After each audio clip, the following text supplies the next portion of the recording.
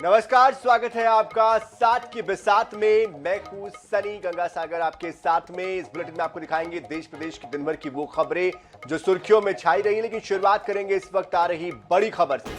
तो रायपुर से ये बड़ी खबर आ रही है। बता दें कि कांग्रेस में कल हुई नियुक्तियां रद्द की गई है। रवि घोष प्रभारी महामंत्री संगठन और प्रशासन का दायित्व संभालेंगे। बाकी सभी नियुक्तियां रद्द की गई है। प्रदेश प्रभारी कुमारी शैलजा ने इस संबंध में चिट्ठी जारी की है।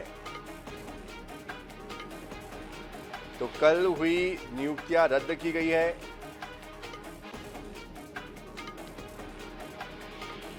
हालांकि इसके पीछे की क्या वजह ये स्पष्ट नहीं हो पाया, लेकिन एकाएक कल नियुक्तियां और आज इसे रद्द करना पड़ा।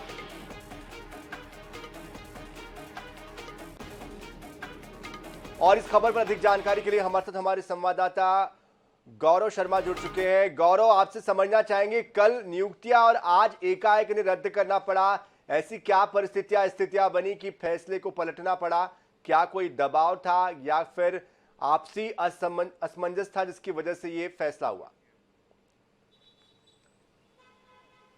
देखिए, कांग्रेस के इतिहास में ऐसा पहली बार हुआ है जब किसी प्रदेश अध्यक्ष के आदेश को 24 घंटे के भीतर प्रदेश प्रभारी के द्वारा सीधे पत्र जारी करके निरस्त किया गया हो। ये पहला मामला है जब पीसीसी चीफ मोहन मरकाम ने कल जो प्रभार बदलने का आदेश जारी किया था, जिसके तहत अमरजीत चावला को प्रभारी महामंत्री संगठन के पद से, रवि घोष को प्रभारी महामंत्री प्रशासन के पद से हटाकर रायपुर का प्रभार और बस्तर का प्रभार दिया गया था, अरुण सिसोदिया को प्रभार दिया गया था। इन तमाम जो प्रभार बदलने का आदेश है, इस आदेश को निरस्त कर दिया गया है। प्रदेश प्रभारी कुमारी शैलजा ने यह आदेश जारी किया है। इसी आदेश के अनुसार, जो हमारे स्क्रीन पर दर्शक देख भी पा रहे हैं, इस आदेश के अनुसार प्रदेश कांग्रेस कमेटी के द्वारा जो इस संबंध में निर्देश जारी किया गया था, इस संबंध में जो आदेश जारी किया गया था, उसको निरस्त कर दिया गया है। साथ ही साथ यह कहा गया है कि रवि घोष को प्रभारी महामंत्री संगठन और प्रशासन का दायित्व दिया जाए और ये आदेश जो है वो तत्काल प्रभाव से लागू हो। तो कहीं ना कहीं जिस तरह से गुटी अंतरकला की स्थिति बन रही थी, इस बात को लेकर नाराजगी भी सामने आई थी कि जिस अमरजीत चावला की शिकायत मुख्यमंत्री भूपेश बघेल ने स्वयं कांग्रेस नेतृत्व को किया था, उन्हें किस तरह से रायपुर की जिम्मेदारी दी गई। रायपुर के महत्वपूर्ण जिम्मेदारी के साथ साथ उन्हें एनएसयूआई यूथ कांग्रेस का प्रभार भी यथावत रखा गया था। साथ ही साथ यहाँ पर जो वरिष्ठ उपाध्यक्ष है प्रतिमा चंद्राकर, उन्हें हटाकर राजनांदगांव भेज दिया गया था। चंद्रशेखर शुक्ला जो पहले भी प्रभारी महामंत्री रहे थे, उन्हें मोहला मानपुर का प्रभार दिया गया था। रवि घोष को बस्तर संभाग का प्रभार दिया गया था। तो इस तमाम जो प्रभार बदलने का आदेश है, उसे ही अब कुमारी शैलजा ने निरस्त कर दिया है। और ये जो बड़ी बैठक आज हो रही है मुख्यमंत्री निवास में, इसके बीच ये फैसला आया है। बैठक जो है वो लगातार 3.5 घंटों से अधिक जारी है। हमने इस बात की जानकारी सबसे पहले अपने दर्शकों को दी थी कि इस बैठक के बीच या इस बैठक के बाद ही बड़ा फैसला हो सकता है। और बड़ा फैसला जो है वो निकलकर इस रूप में सामने आया कि 24 घंटे के भीतर ही प्रदेश प्रभारी ने प्रदेश अध्यक्ष के द्वारा जारी लेकिन इसका दूसरा मतलब जो निकलता है गौरव, वो ये निकलता है कि प्रदेश अध्यक्ष जो अब तक के लगातार हर बात को लेकर निर्णय ले रहे थे, प्रदेश में अब तक के जो रणनीति थी या प्रदेश के संगठन को चलाने की बात थी, उसमें उनका हस्तक्षेप ज्यादा था। अब कहीं ना कहीं उनकी जो ताकत है या उनकी जो शक्ति है उसमें कटौती की गई है। दूसरा, प्रभारी की जो इच्छा है और प्रदेश अध्यक्ष की जो इच्छा है, दोनों में अंतर दिखाई दे रहा है। कहीं ना कहीं संगठन में एक रूपता या असमंजस की जो स्थिति है वो नजर आती है। देखिए, निश्चित रूप से कल जब ये पत्र सामने आया, कल जब ये आदेश सामने आया पीसीसी चीफ मोहन मरकाम के द्वारा, तो निश्चित रूप से हमारे सूत्रों ने इस बात की भी जानकारी दी कि इसके लिए जो पार्टी नेतृत्व है, साथ ही साथ प्रदेश प्रभारी है या सह प्रभारी, उन्हें विश्वास में नहीं लिया गया।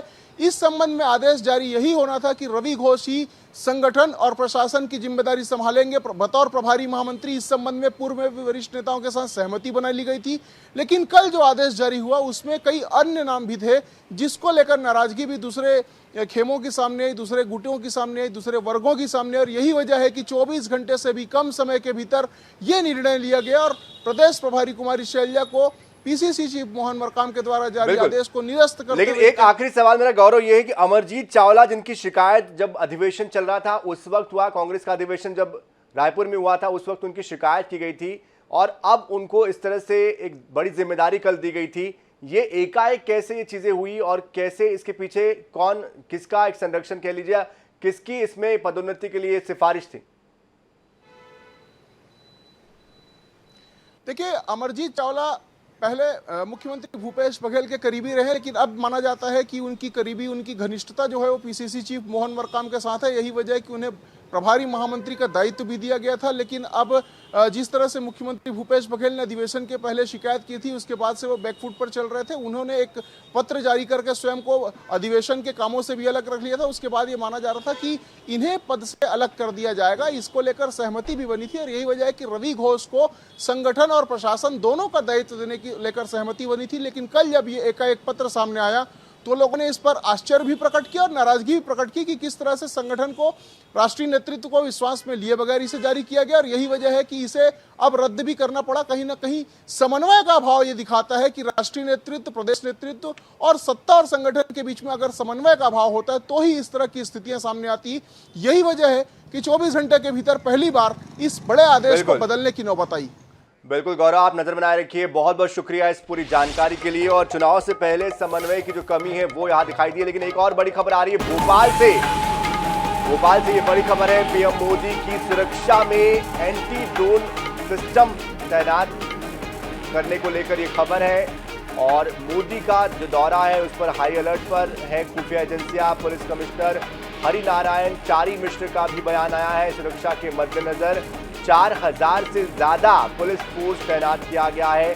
कमिश्नर आधुनिक तकनीक का सुरक्षा में इस्तेमाल करने की बात भी कह रहे हैं और कमिश्नर ने एंटी ड्रोन टेक्नोलॉजी का इस्तेमाल करने की बात कही है। ड्रोन कैमरों की रूट पर तैनाती की गई है।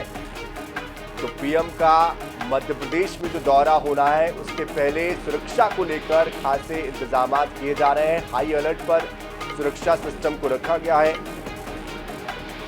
प्रधानमंत्री नरेंद्र मोदी का भोपाल दौरा होने जा रहा है और इसको लेकर भोपाल पुलिस की तरफ से तैयारियां भी काफी जो है शुरू हो चुकी हैं। इस वक्त हमारे साथ भोपाल पुलिस कमिश्नर मौजूद है, उनसे जानेंगे किस तरीके की तैयारियां भोपाल पुलिस की तरफ से की जा रही है। सर, नरेंद्र मोदी जी का भोपाल दौरा होने जा रहा है, किस तरीके की तैयारी और किस तरीके की सुरक्षा व्यवस्था यहाँ पे रहने वाली है? आगामी 27 तारीख को होने वाली यात्रा को लेकर के पर्याप्त तैयारियां की गई हैं और इसके लिए सभी जो संभावित जगह है और मुख्य तौर पर मार्ग और बाकी जो कार्यक्रम स्थल है सभी जगह अधिकारियों ने न सिर्फ निरीक्षण किया है बल्कि व्यवस्था के मद्देनजर जो भी अपेक्षित आवश्यकताएं थी उन सभी को सुनिश्चित किया गया है।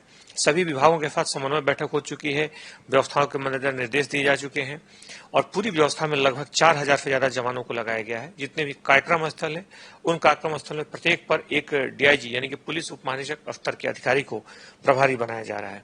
साथ ही तकनीक का भी विशेष तौर पर इस्तेमाल किया जा रहा है। इसमें पूरे मार्ग पर और कार्यक्रम स्थलों पर पुलिस ने सुरक्षा व्यवस्था पूरी तरह से सुनिश्चित किया है और उसके लिए प्रयास कर रही है। सर, ड्रोन सिस्टम का भी सहारा लिया जाएगा, हवा से भी पूरी तरह से निगरानी रखी जाएगी। किस तरीके के ड्रोन इस्तेमाल इस पूरी सुरक्षा व्यवस्था में किए जाएंगे?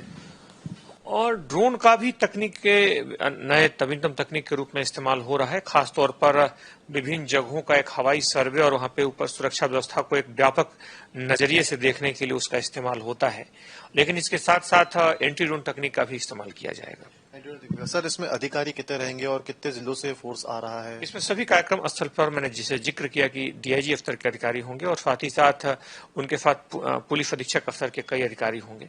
जो कार्यक्रम स्थल की आवश्यकता के अनुरूप अलग अलग जगहों पर इनकी संख्या अलग अलग है, उसके अनुरूप साथ ही ट्रैफिक में जो थोड़े बहुत हालांकि आंशिक तौर पे ऐसे परिवर्तन होंगे, मुख्य तौर पे कोई बड़ा परिवर्तन नहीं होने वाला है, लेकिन जो भी इस संबंध में दिशा निर्देश होंगे वो कार्यक्रम से एक दिन पूर्व जारी कर दिए जाएंगे। ट्रैफिक व्यवस्था किस तरीके से आप लोग मेंटेन करने वाले हैं, क्योंकि ट्रैफिक व्यवस्था काफी मुख्य मोतीलाल नेहरू स्टेडियम के आसपास है, तो कोई व्यापक तौर पर किसी कार्यक्रम या किसी ट्रैफिक को नहीं रोका जाएगा। कार्यक्रम के समय जो आंशिक रूप से जो परिवर्तन होंगे उससे मीडिया के माध्यम से कार्यक्रम से एक दिन पहले सूचित किया जाएगा। तो देख सकते हैं कि जिस तरीके से तैयारियां चल रही हैं, एंटी ड्रोन सिस्टम का भी इसमें सहारा लिया जाएगा, तकनीक का भी पूरी तरह से सहारा लिया जाएगा और जो प्रधानमंत्री नरेंद्र मोदी की सुरक्षा व्यवस्था रहेगी इसमें करीब 4000 पुलिसकर्मी तैनात रहेंगे। डीआईजी रैंक के अधिकारी इस पूरी तैयारी या कहें तो पूरी सुरक्षा व्यवस्था की मॉनिटरिंग करेंगे। भोपाल से INS24 न्यूज के लिए कैमरामैन सनी के साथ गौरव गुप्ता। एक और बड़ी खबर आ रही है, उज्जैन से विधायक रामलाल मालवीय का वीडियो वायरल हुआ है। महिला के साथ नाचने का वीडियो वायरल हुआ है। वीडियो में नोट उड़ाते हुए नजर आए हैं प्रतिनिधि। खटिया विधानसभा से विधायक है रामलाल मालवीय। विधायक रामलाल मालवीय का वीडियो सोशल मीडिया पर वायरल हुआ है। डांस महिला के साथ करता हुआ उनका ये वीडियो है जिसमें नोट उड़ाते हुए नजर आते हैं।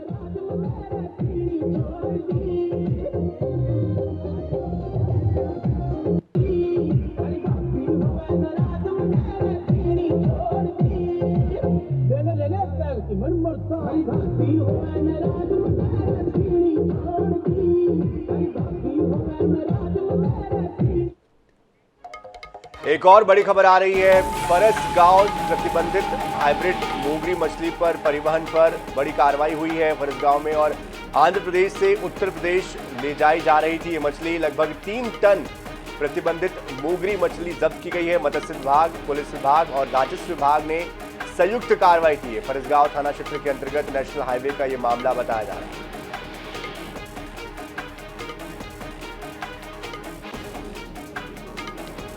फरसगांव का यह मामला, प्रतिबंधित हाइब्रिड मोगरी मछली परिवहन पर बड़ी कार्रवाई हुई है। 3 टन प्रतिबंधित मोगरी मछली जब्त की गई है। इसके परिवहन पर संयुक्त कार्रवाई की गई।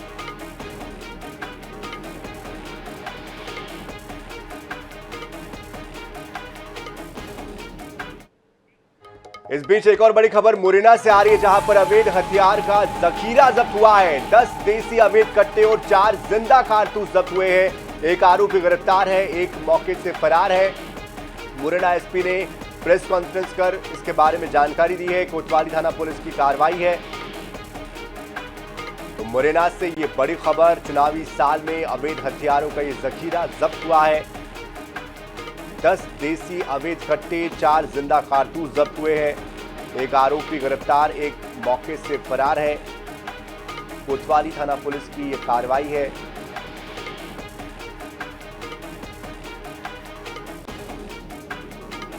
किसके लिए ये हथियार लाए गए थे, कहां सप्लाई होने थे, किसके कहने पर लाए गए थे, जांच का विषय है।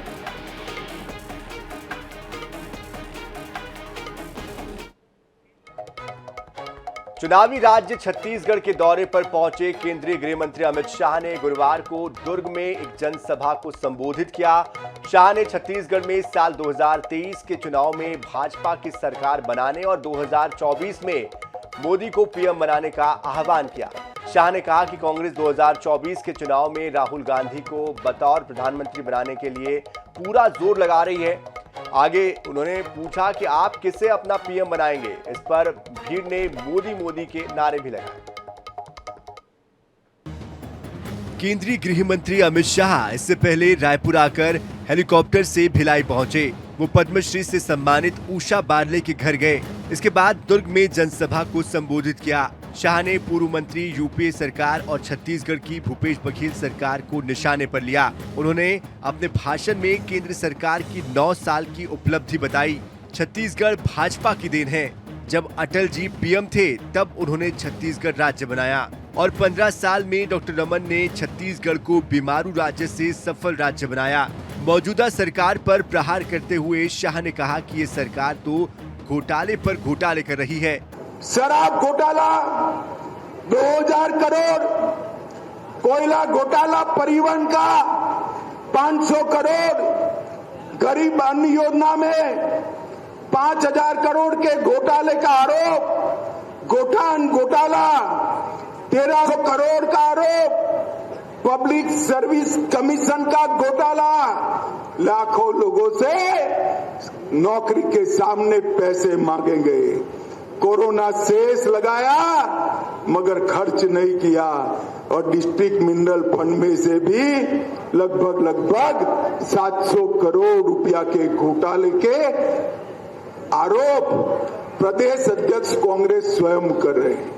अमित शाह ने भगवान राम के ननिहाल छत्तीसगढ़ और अयोध्या में बनने जा रहे राम मंदिर का भी उल्लेख किया। शाह धान का जिक्र करना भी नहीं भूले। उन्होंने धान खरीदी में केंद्र सरकार के योगदान को 90% बताते हुए इसका श्रेय केंद्र सरकार को दिया। सभा में हजारों लोगों की भीड़ उमड़ी थी, जिसे भाजपा के प्रदेश अध्यक्ष अरुण साव, पूर्व सीएम डॉक्टर रमन सिंह ने भी संबोधित किया।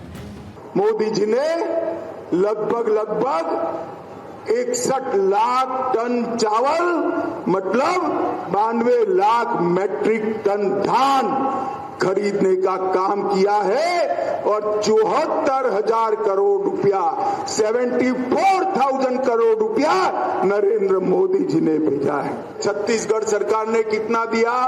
12,600 करोड़ रुपया। मुझे बताओ भाई, 74,000 करोड़ ज्यादा है या 12,000 करोड़ रुपया? जोर से बोलो। तो किसने किसानों का चावल खरीदा? नरेंद्र मोदी सरकार ने खरीदा है। केंद्रीय गृह मंत्री अमित शाह ने सभा की शुरुआत और अंत में लोगों से पूछा कि उन्हें पीएम के रूप में राहुल गांधी चाहिए या नरेंद्र मोदी। दोनों ही बार उपस्थित लोगों ने मोदी मोदी के नारे लगाए। शाह अपने अंदाज से विपक्षी एकता में जुटे दलों को संदेश भी दे गए। साथ ही जनता के बीच मोदी के सामने राहुल गांधी को खड़ा कर गए। Bureau report, INS 24/7। राज्यसभा सांसद सुमित्रा वाल्मीकि की नाराजगी सामने आई है। दरअसल 21 जून को जबलपुर में अंतर्राष्ट्रीय योग महोत्सव का आयोजन किया गया, जिसमें कि उपराष्ट्रपति जगदीप धनखड़, राज्यपाल मंगू भाई पटेल और मुख्यमंत्री शिवराज सिंह चौहान मौजूद रहे। कार्यक्रम में सांसद सुमित्रा वाल्मीकि को मंच पर जगह नहीं दी गई। बाद में सीएम शिवराज सिंह ने कुर्सी मंगाई और उनके बैठने की व्यवस्था उन्होंने कराई। इस मामले में अब सुमित्रा वाल्मीकि ने मुख्यमंत्री से कलेक्टर की शिकायत की है और उन्होंने कहा है कि कलेक्टर उन्हें लंबे वक्त से उपेक्षित कर रहे हैं और इससे पहले भी कई मौके पर उनका अपमान किया जा चुका है। प्रशासनिक तौर पर लापरवाही क्यों? इसके पीछे कारण क्या हो सकता है? हर जगह जिला कलेक्टर उपेक्षा करता है, इससे मैं आहत हूँ। दूसरी बात यह है कि जब मैं जबलपुर में थी और महामहिम उपराष्ट्रपति जबलपुर थे, तो इन्होंने ना तो कार्ड में मेरा नाम दिया, और जब कार्ड में नाम नहीं दिया तो कोई बात नहीं थी, मैंने संगठन को बता दिया था उसी दिन रात को, 20 तारीख की रात को, माननीय अध्यक्ष महोदय को। उसके बाद में जब दूसरे दिन मैं सवेरे मंच पर गई तो कोई कुर्सी नहीं थी वहाँ पर। मैं पीछे जाके बैठ गई। माननीय मुख्यमंत्री जी को कुर्सी आगे लगवाना पड़ी। तो कलेक्टर का काम हमारे सीएम करेंगे, ये हमें अच्छा नहीं लगा। और जब मुख्यमंत्री हमारी चिंता करते हैं तो प्रशासन को इस बात का ध्यान रखना चाहिए। चलिए रुक करते कुछ और खबरों का। राजधानी रायपुर के कटोरा तालाब इलाके में कलश ऑर्थोडोंटिक्स एंड डेंटल केयर का शुभारंभ किया गया है। इस डेंटल क्लिनिक में टेढ़े मेढ़े दांतों का इलाज हाईटेक मशीनों से किया जाएगा। डेंटल केयर की संचालक और सर्जन अंशुली सिंघल कलश ने यह बताया कि दांतों में गैप आना या दांतों का टेढ़ा मेढ़ा होना खूबसूरती पर असर डालता है। साथ ही इसकी वजह से कई तरह की दिक्कतों का भी सामना करना पड़ता है। इस तरह के दांतों का इलाज ऑर्थोडोंटिक ट्रीटमेंट कहलाता है और ये ट्रीटमेंट तार से किया जाता है, जिसमें कि लगभग 1.25 साल का समय लगता है। उन्होंने बताया कि क्लिनिक में हाईटेक मशीनों की सहायता से खुशनुमा माहौल में इलाज किया जाता है। यहाँ पे खास बात यह है कि ये स्पेशलिस्ट ऑर्थोडोंटिक डेंटल ट्रीटमेंट का सेंटर है। तो ऑर्थोडोंटिक ट्रीटमेंट ये है कि ये टेढ़े मेढ़े दांतों का इलाज, जब दांत टेढ़े मेढ़े होते हैं तो उसके बहुत रीजंस होते हैं। आप ऐसा नहीं आप आज उठे और आपके दांत टेढ़े मेढ़े हैं, तो इसमें एक प्रिवेंटिव इलाज का भी एक है, और जब दांत टेढ़े मेढ़े हो गए तो उसके इलाज की भी सुविधा है, और जो ट्रीटमेंट है वो भी अलग अलग तरीक़ों से दिया जाता है। तो इसी के साथ इस बुलेटिन में इतना ही। ताज़ा खबरों के लिए, अपडेट्स के लिए आप बने रहिए INS 24/7 के साथ। नमस्कार।